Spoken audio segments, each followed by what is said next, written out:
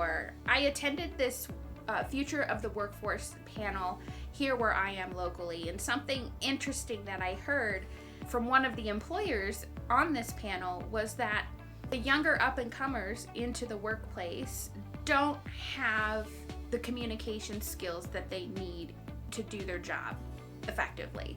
So I get it. Nobody likes conflict, but conflict is a part of life and it's a part of the workplace. And sometimes conflict can be healthy. Rather than fight the fact, and I think this was the point of the individual was making on the panel, rather than fight the fact and really push against the grain that a lot of these individuals don't have the communication skills, how are we going to meet them where they're at?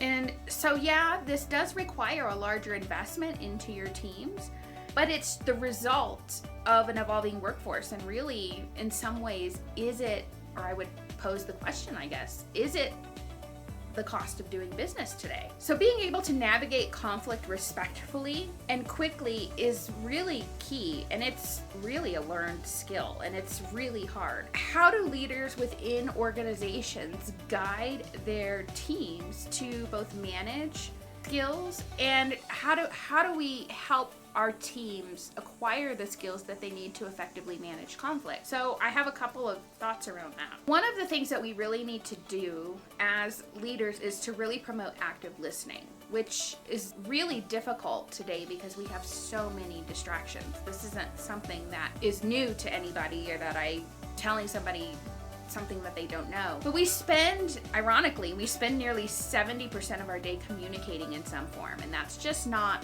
in methods of speaking, but it's in body language, tone, facial expressions, which a lot of times I'm really bad at, and even the way that we perceive others. And so it's really no wonder that communication goes sideways often, because what our brain automatically does is try to kind of fill in those gaps in terms of predicting what we think is going to happen. So when you encounter conflict, I've done a little research on this, and when you encounter conflict, typically conflict falls into 3 types of categories, or 3 areas that I have found. Those typically tend to be conflicts around tasks. So a procedural conflict. I don't like the way that this is being done. A relationship conflict, so we have a difference of opinion. You like blue cheese and I like feta cheese.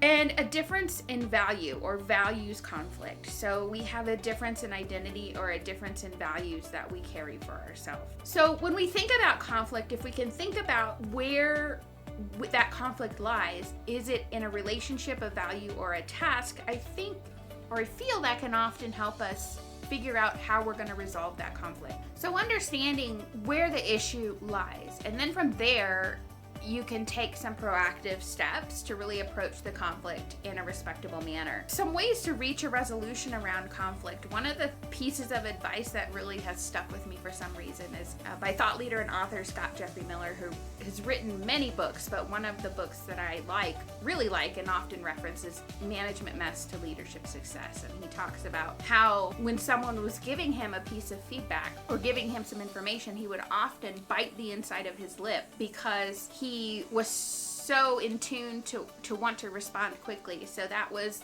a physical indicator for him to take a step back and to listen what somebody was saying. And so I just find that funny, because I feel like I need to take that piece of advice every now and then. But some other things to think about is don't be afraid to ask for examples. So can you share an example with me when that happened? But also being kind and respectful.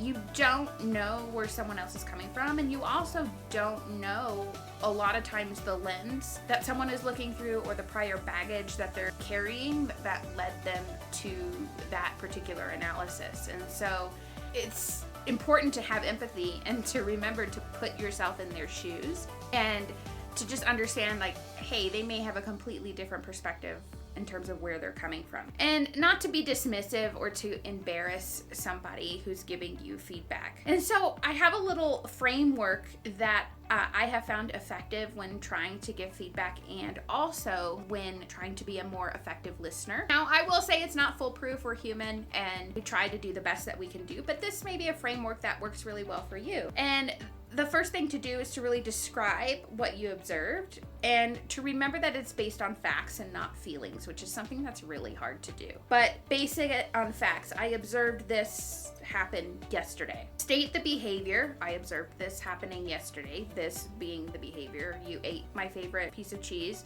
Obviously, I must be hungry because I keep talking about cheese today. Ask the other person to respond. Now, not necessarily saying to them, now it's your turn to respond, but giving them a chance to respond. Oh, I did this because. And focus on solutions, not feelings, but hey, next time can we do X instead? And this is why.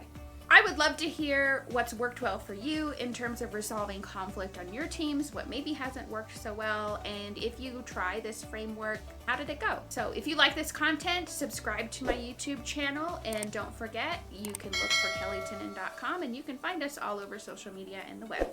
We'll see you soon.